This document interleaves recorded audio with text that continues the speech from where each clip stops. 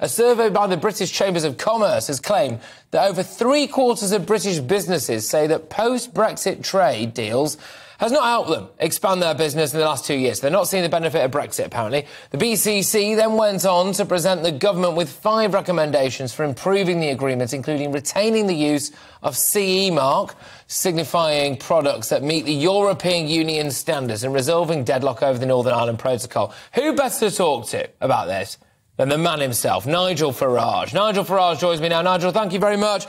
Look, a lot of people are saying they haven't seen the benefits of Brexit. What's going on?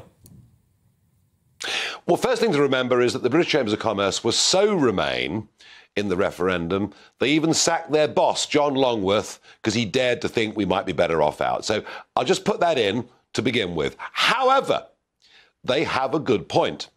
Because the oven-ready, do you remember that? The oven-ready deal, it's all going to be marvellous. I've signed the best free trade deal you've ever seen. Well, there may be no quotas, there may be no tariffs, but there are all sorts of extra customs checks. There is erratic behaviour by the French, which I think is quite willful.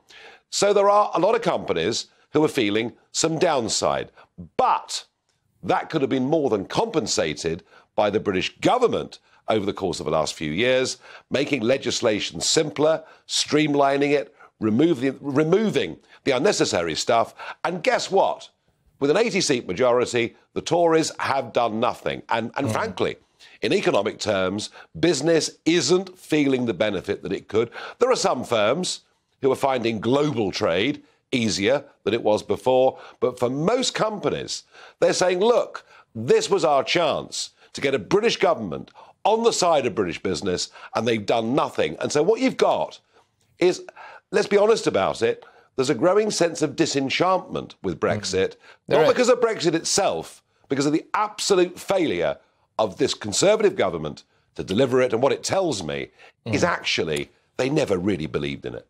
Well, I was going to say, isn't it? Because they never really believed in it. And what happens now, Nigel? Because with the best will in the world, people like yourself dedicated a huge amount of time and effort and energy to making Brexit happen just as a thing in terms of the vote. And to see it now, the full potential of it not being reached, I mean, that must smart a bit.